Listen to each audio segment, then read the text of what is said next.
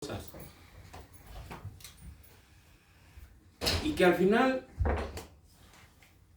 esto sigue vivo y continúa por siempre y por los siglos, mientras nosotros estemos por este mundo, por esta tierra como peregrinos, porque es lo que somos en esta tierra, peregrinos nada más. Aquí estamos nomás de pasadita, de pasada nada más. Si usted cree que 100, 120 años para vivir son muchos, eso es poquito a comparación de una eternidad.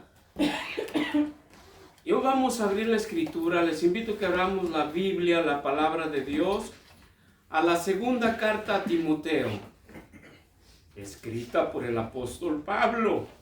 Esta es una carta que apóstol Pablo escribe a Timoteo. Por cierto, un joven discípulo. Segunda a Timoteo, capítulo 3, versículo 16.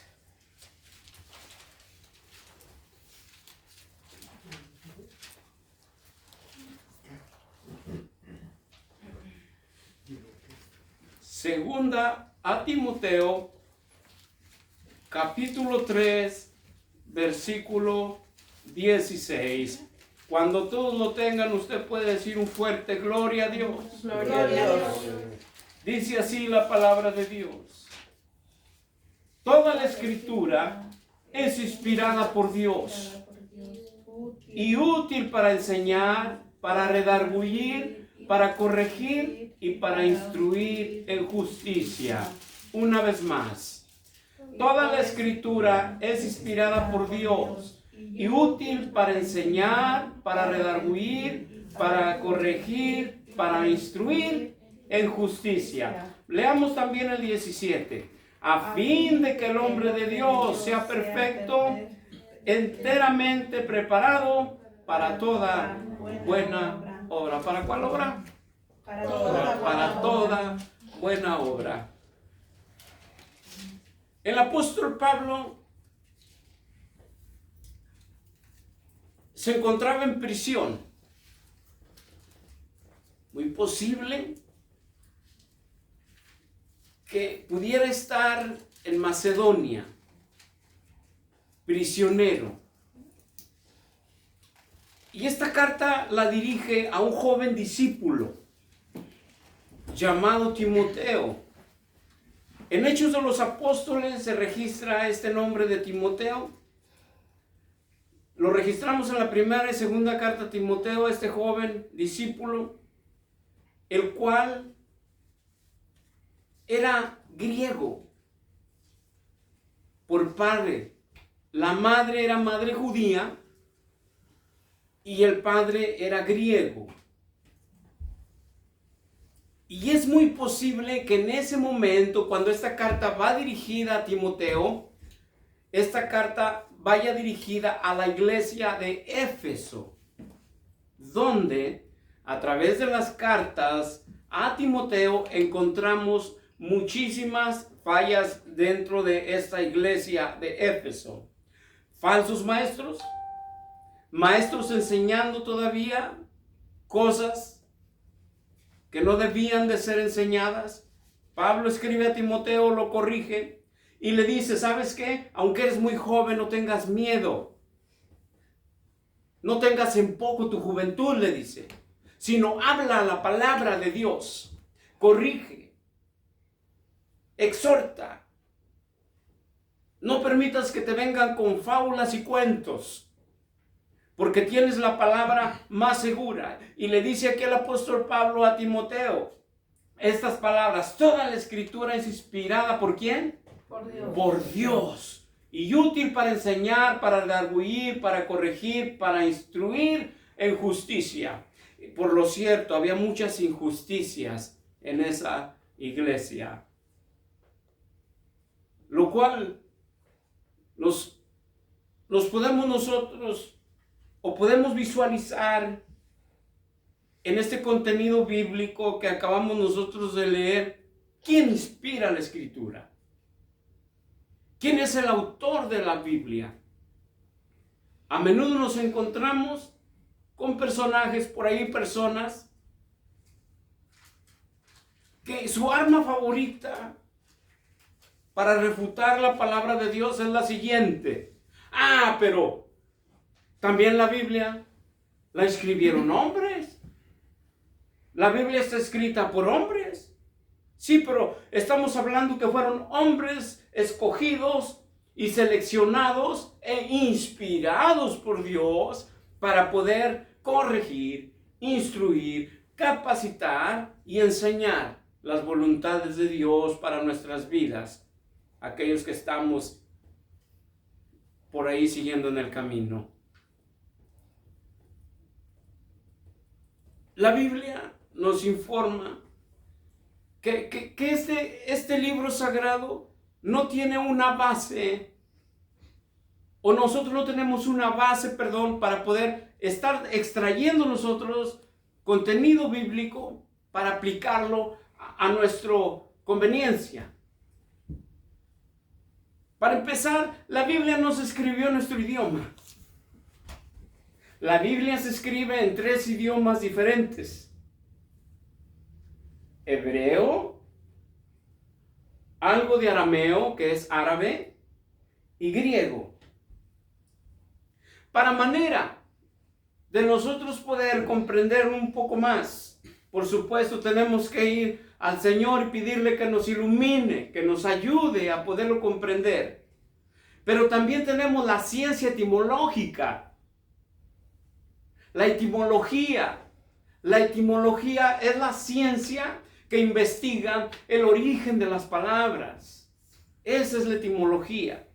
Porque la Biblia no se escribió ni en español, ni en ruso, ni mucho menos se escribió en italiano.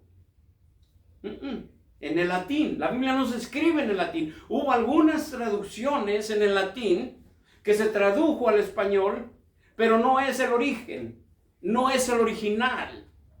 Son traducciones. Pero en estos tiempos, como hace una semana les vengo diciendo, tenemos nosotros muchísimo acceso en estos momentos a libros confiables.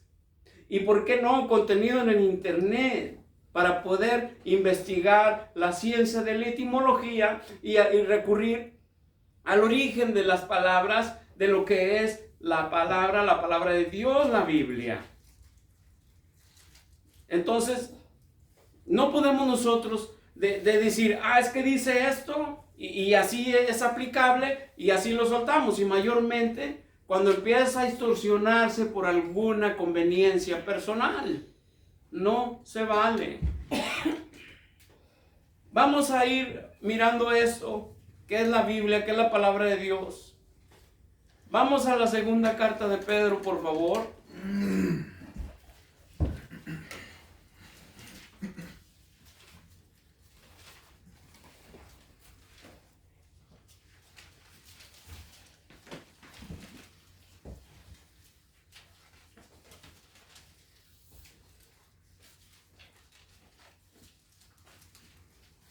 Segunda carta de Pedro,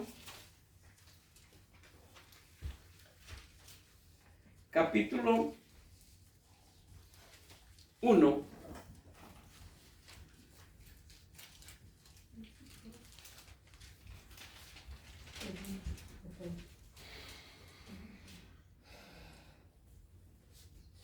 Segunda carta de Pedro, capítulo 1, versículo 20.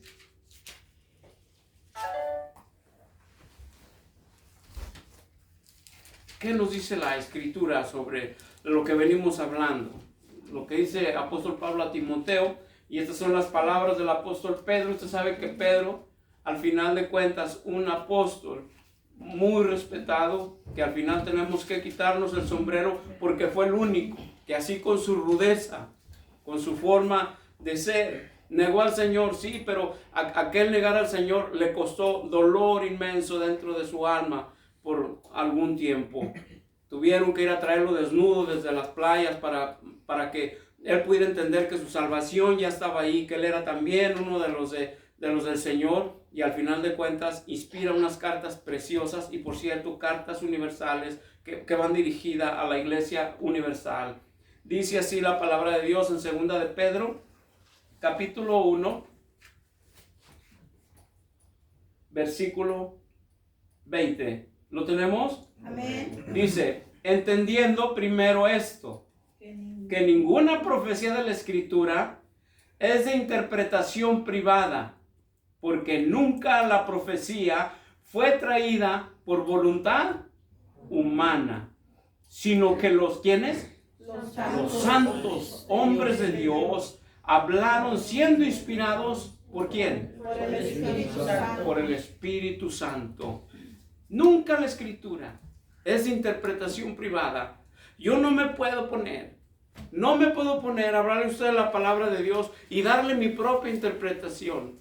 Por eso hay investigaciones ahorita, por eso tenemos herramientas en estos tiempos. Cuando dijo Daniel que la ciencia avanzaría, no solamente se refiere a la ciencia de lo que es ahorita toda la tecnología, sino que también el profeta habló y dijo esas palabras, dijo, la tierra estará llena de tu palabra y la tierra será llena de tu gloria. Hablando precisamente que en estos tiempos ya no podemos extraer de las Escrituras y darle la interpretación que nosotros a través de nuestra forma de pensar debemos dársela, sino que les acabo de mencionar hace un momento, está la etimología para poder ir a investigar algo de los orígenes de lo que es la Biblia, la palabra de Dios. De otra manera, se encrudecería y estaríamos ahí en serios problemas. Les leo una vez más. Entendiendo primero que ninguna profecía de la Escritura es de interpretación privada, porque nunca la profecía fue traída por voluntad humana, sino que los santos hombres de Dios hablaron siendo inspirados por el Espíritu Santo, de manera que ahora usted puede decir con toda seguridad, cuando a usted le vengan a refutar estas palabras, pero la Escritura también la escribieron hombres, sí, pero fueron hombres inspirados por Dios, por el Espíritu Santo de Dios. No fueron personas que dijeron, se me ocurre escribir, como Neruda y todo ese tipo de personas, ¿verdad?, que existen. Es que usted sabe que hay mucha filosofía en estos tiempos, muchísima filosofía. Ellos agarran, se les ocurre y escriben. La Biblia no.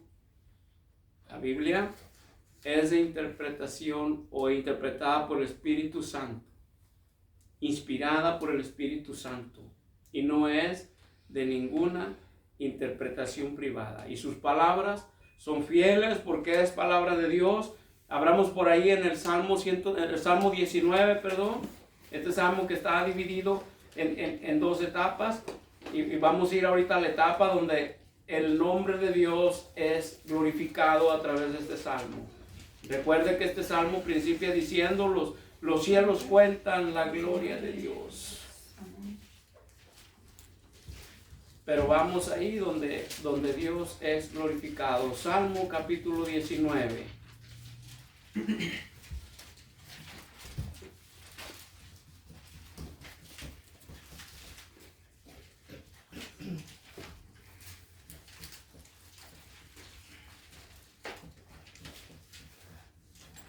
Salmo capítulo 19, versículo 21.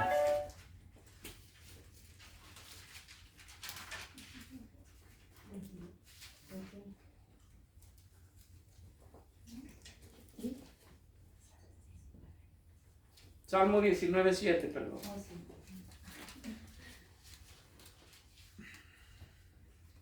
Salmo 19, 7.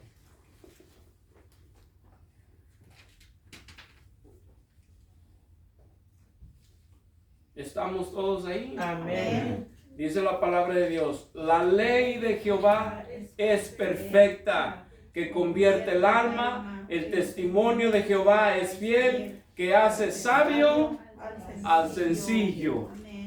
De lo que les decía la semana pasada, el simple, el sencillo. Una vez más, La ley de Jehová, ¿cómo es la ley de Jehová? Perfecta. Perfecta, que convierte el alma. El testimonio de Jehová es fiel, que hace sabio al sencillo. Amén. Me quiero detener ahí un poquito en este versículo de Salmos. Dice la palabra de Dios que de lo vil y despreciable escogió Dios para avergonzar al sabio. Gloria al Señor. Quiero mencionarle algo. Que nuestro Dios Todopoderoso, nuestro Señor Jesucristo, viene de un linaje perfecto del cielo. Amén. Pero que Dios escoge aquí en la tierra una mujer para traer al Mesías. Cuando Dios escoge a aquella joven mujer aproximadamente entre los 14 y 15 años de edad, llamada Miriam, María,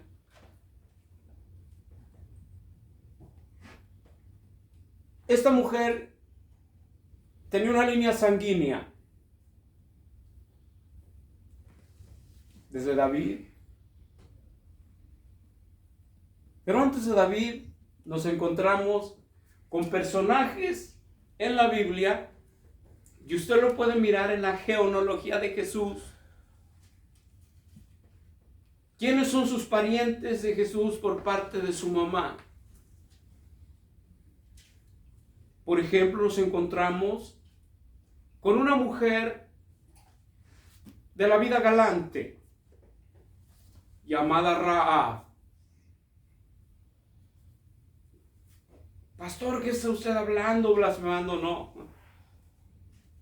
Rahab era una mujer de la vida galante. ¿Entienden ustedes esa palabra de la vida galante? Amén. Ok, por no decir la otra palabra más fuerte.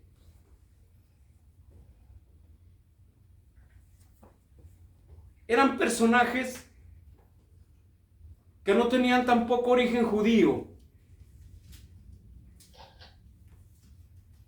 No lo tenían. Incluso Abraham tampoco era judío. Era árabe. Pero Dios escogió un pueblo. Y aquella mujer de aquella genealogía, usted sabe que viene a aquella otra mujer que se le mueren los dos hijos. Y una de las esposas dice: yo te voy a seguir. Tu gente será mi gente, tu Dios será mi Dios. Vienen, y de allí también vienen esta genealogía. O sea, estos personajes, esta mujer, abuelita de David. Y ahí viene esta línea sanguínea hasta que viene el Mesías, el perfecto, el nacido de mujer, pero con un ADN limpio de parte de Dios, nuestro Señor Jesucristo. Aquel el cual era merecedor de quitar a Herodes del palacio y entrar él, porque él es Dios, él es rey. Mas, sin embargo, escoge venir y nacer en un lugar humilde, entre los animalitos, entre el estiércol. En verdad nosotros no tenemos nada absolutamente que reprocharle al Dios de la gloria, al Dios del cielo.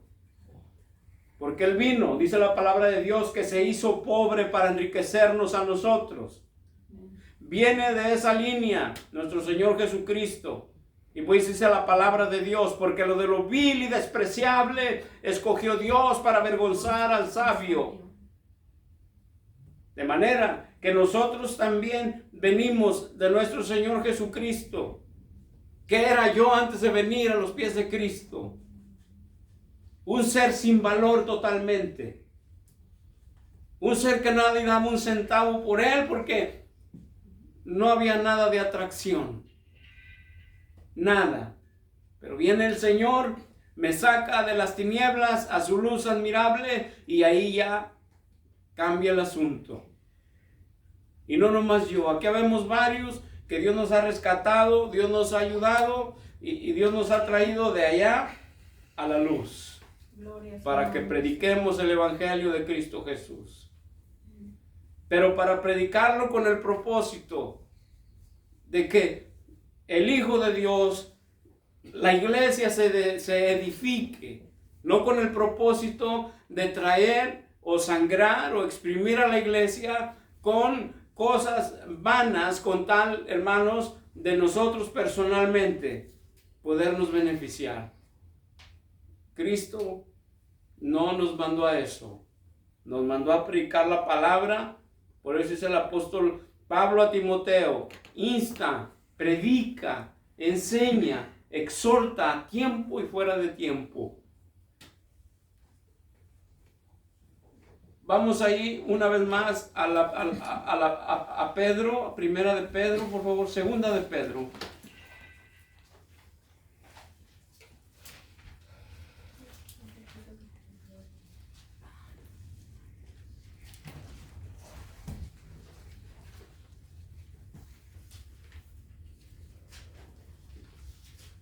Segunda de Pedro, capítulo 1,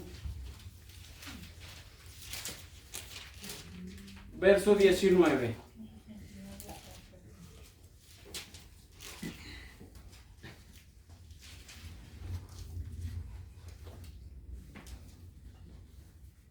Primera de Pedro, capítulo 1, versículo 19. ¿Lo tenemos? Amén. Dice así la palabra de Dios. Tenemos también la palabra profética más segura, a la cual hacéis bien de estar atentos, como una antorcha que alumbra el lugar oscuro hasta que el día esclarezca y el lucero de la mañana salga en vuestros corazones. Una vez más, tenemos también la palabra profética más segura, a la cual hacéis bien en estar atentos, como una antorcha que alumbra el lugar oscuro hasta que el día esclarezca y el lucero de la mañana salga en vuestros corazones, hasta la venida de nuestro Señor Jesucristo. Tenemos esta palabra profética, dice así la Escritura, más segura, más segura. Por eso cuando yo oigo muy seguido por ahí que el apóstol fulano, que el apóstol mangano, hasta me dan hasta escalofríos. Me dan escalofríos. En verdad, cada uno de los que Dios ha puesto en un lugar chico o grande, a que predique el Evangelio, somos siervos inútiles, dice la Escritura. Apóstol, profeta, y de eso está lleno ahorita el mundo. Bueno, allá ellos, cada quien. Yo lo que quiero es solamente que nos instruyamos nosotros y que no caigamos nosotros en ese tipo de jueguitos. ¿Verdad? Entonces eso es lo que se pretende, que usted, que yo, que todos nosotros estemos listos, atentos, porque no tenemos en este tiempo ya profetas, tenemos la palabra profética más segura, a la cual hacéis bien de estar atentos. ¿Por qué le digo esto? Una vez más voy a recordar esto, porque vivimos en los tiempos donde es más fácil abrir una película, una serie, que la palabra profética más segura, a la cual debemos nosotros de estar atentos. ¿Qué tiene de malo mirar una película? Yo les he dicho miles de veces esto, no tiene nada de malo, siempre y cuando sea algo sano, pero mientras usted no deje de lado su pan, su alimento. Usted deja su pan, usted deja su alimento, entonces será un cristiano desnutrido, que van a llegar por ahí, ya les he dicho a aquellos señores de aquella secta, y lo van a poner a pensar. Cuando usted tiene la palabra profética más segura, usted no tiene nada que pensar. Usted tiene seguridad en su corazón porque usted tiene la palabra más segura. Usted tiene la palabra, la que insta, redarguye, instrucciona o da instrucciones y nos lleva a un buen camino. Mire, vamos al Proverbio capítulo 6. Tenemos seguridad en esta palabra. Proverbios capítulo 6, versículo 23.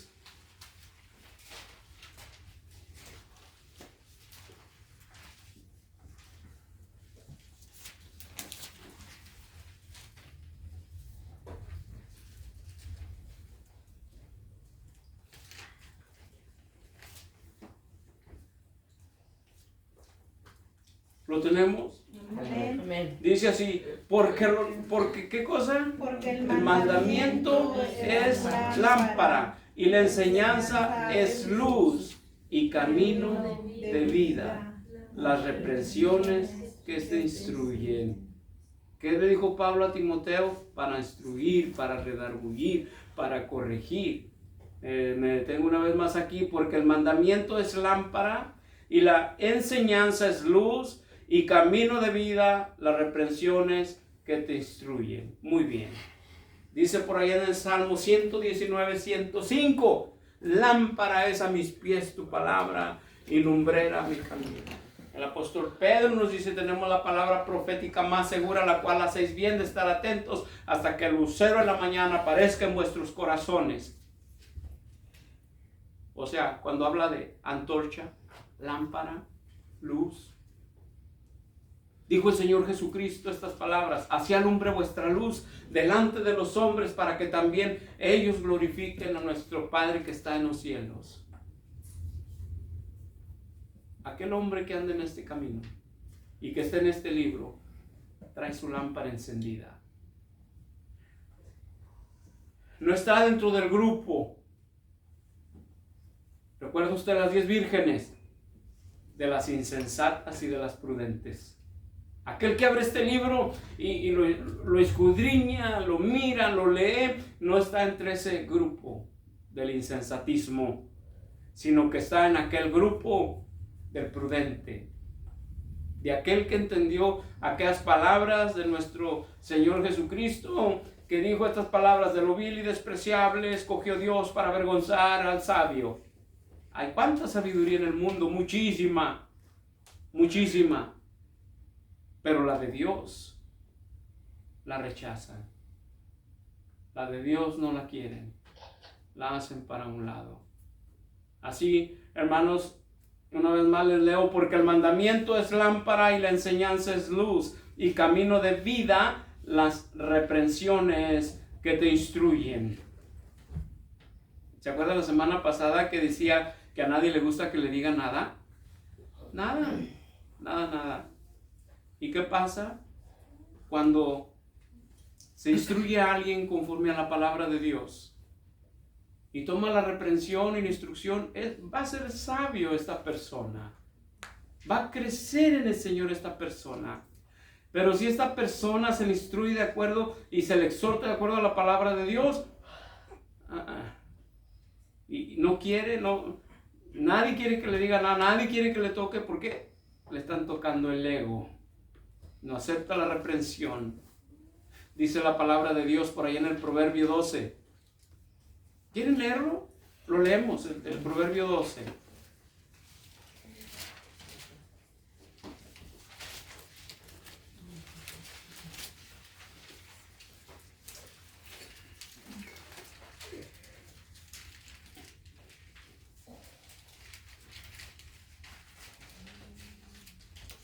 A mí no me gusta que nadie me diga nada, yo no quiero que nadie me instruya, yo sé cómo hacer las cosas yo las hago a mi manera. Pero ¿sabe? Cuando usted se encuentra con alguien así, usted se encuentra con una persona que está carente de conocimiento en el Señor y de humildad sobre todo. Vamos a ver qué nos dice el Proverbio 12. ¿Lo tenemos? Amén. ¿Lo leemos bien recio todos juntos? Amén.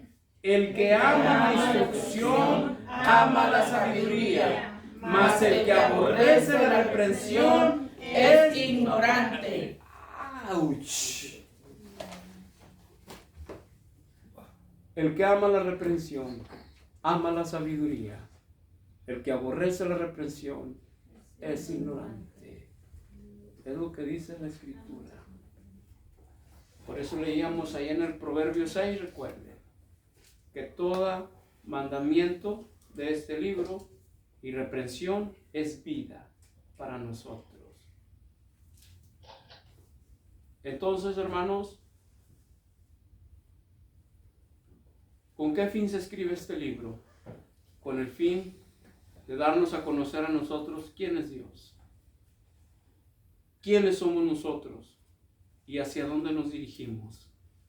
Es el propósito número 1 de conocer a Dios.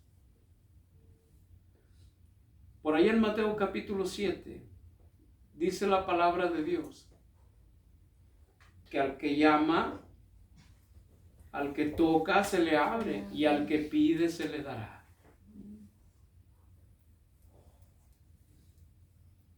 Y sigue diciendo el Señor Jesucristo, ¿quién de nuestros hijos le pide un huevo y le da una serpiente?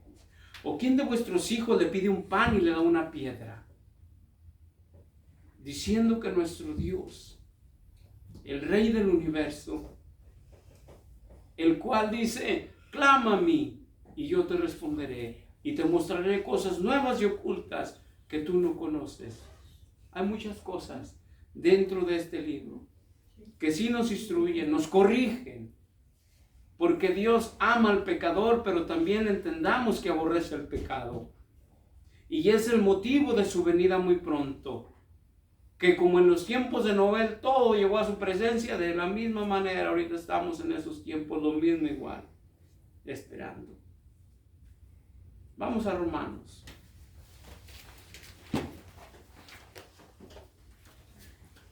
¿Qué es la Biblia? O sea, bueno, y ahorita mucha gente ya se apena de traer la Biblia. Jalan mejor el telefoncito por allí o le esconden. La Biblia es la palabra de Dios. Romanos capítulo 14. Vamos al 15 de Romanos, por favor. Romanos capítulo 15, versículo 4.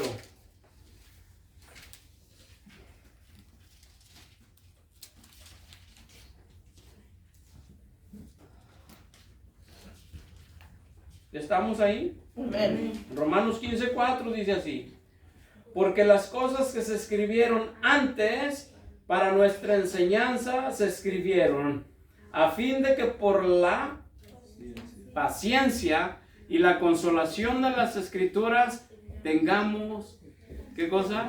Esperanza. ¿Por qué razón tenemos esperanza? ¿Por qué tenemos esperanza, hermanos? ¿Por qué?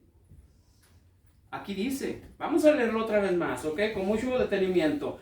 Porque las cosas que se escribieron antes para nuestra enseñanza se escribieron a fin de que por la paciencia y la consolación de las escrituras tengamos esperanza. ¿Por qué tenemos esperanza? Por las escrituras. O sea, ¿qué son las escrituras? La Biblia, la palabra de Dios. Estos son los preceptos, los mandamientos, la ley, como leíamos hace un ratito por ahí en Salmo 19, la ley de Jehová es perfecta, que hace sabio al sencillo. Este librito, la palabra de Dios. Una vez más, leemos ahí, porque las cosas que se escribieron antes para nuestra enseñanza se escribieron a fin de que por la fe, por la paciencia y la consolación de las escrituras tengamos esperanza. Tengamos esperanza por este libro. Hemos venido tratando con este libro ya hace unas semanas, que es la Biblia, que es nuestra luz, es nuestra lámpara, es nuestro pan de vida. ¿Recuerda usted qué es el pan? Se recuerda, no solo de pan vivir el hombre, sino de toda palabra que sale de la boca de mi Padre. Es este libro, la Biblia, la palabra de Dios, sus mandamientos, su ley. Pero eso estaba en la Torah en la antigüedad. La ley de Dios sigue siendo la ley de Dios, es perfecta, hablando de este libro. Porque la ley mosaica se escribió por la desobediencia de aquel pueblo judío en aquellos años. Pero la ley de Jehová, la escritura, acuérdense, el Señor Jesús dijo estas palabras: yo no he venido a abrogar la ley, o sea, yo no he venido a romper la ley, yo no he venido, Él dice, yo vine a cumplirla. ¿A cumplir qué? Su palabra, sus mandamientos. Le preguntan al Señor Jesús, oye, ¿cuál es el mandamiento? Con tal de poderlo, pues sí, persuadir. Y el Señor Jesucristo le dijo estas palabras: amarás al Señor tu Dios con toda tu mente, con todo tu corazón, y a tu prójimo como a ti mismo. Y ahí se encierran todos los mandamientos, que no nomás son 10, son cientos. Y los hemos venido leyendo en estos días. Cientos de mandamientos que tenemos nosotros que cumplir ahora en nuestros tiempos. Hoy le hemos dado alcance a esto. Si seguimos. Si seguimos buscando, seguimos compartiendo sobre la Biblia, la palabra de Dios. Pero necesitamos seguir con algunos otros tópicos más para poder ir avanzando en otras áreas. Pero si seguimos, esto es interminable. De la Biblia, o sea, pues el Señor Jesucristo dijo estas palabras: escudriñen las Escrituras porque os parece en ellas encontrar la verdad. Escudriñar es esto lo que estamos haciendo. Queremos encontrar algo y aquí lo encontramos, sobre lo que usted tenga necesidad de poder encontrar. Pero si no nos damos nosotros a la tarea de buscar, de escudriñar, siempre vamos a estar ahí esperando, y que las bendiciones que aquí están prometidas para su pueblo nomás las vayamos viendo pasar. Van pasando nomás, porque no nos hemos detenido realmente a mirar esta heredad. ¿Por qué cree usted que se llama Primero y Antiguo Testamento? ¿Qué es un testamento? Es una herencia. Alguien que alguien le dejó. Pero para manera de que usted pueda extraer el contenido del testamento, usted tiene que hacer las cosas de acuerdo a lo que en la ley está escrito, que se firmó un pacto para que usted levante su heredad. El Señor Jesucristo, antes de morir, dijo estas palabras: esta es mi sangre del nuevo pacto, que por muchas es derramada, que por muchos es derramada. Ese pacto que se escribió, solamente es cuestión de que lo escudriñemos, para que podamos nosotros recibir lo que el Señor tiene para nosotros. Claro, yo no le voy a prometer que ahorita que salgas, no, todo a su tiempo. El Señor es un Dios de orden. Y que cumple sus promesas y es fiel a sus promesas. Amén, y las cumple a su tiempo. Amén. Ya para terminar, quiero mencionarle esto, ya para terminar. Había un hombre que por muchísimos años este hombre había trabajado, y de su trabajo y de su esfuerzo pues logró hacer una fortuna. Y mediante ese tiempo vino un hijo para este señor, para esta pareja. El hijo fue creciendo el hijo, y pues el Señor de su esfuerzo pues hizo bienes. Dios lo bendijo grandemente, hizo bienes. Y llegó el momento donde ese señor, esta persona, va a entregar cuentas al Creador.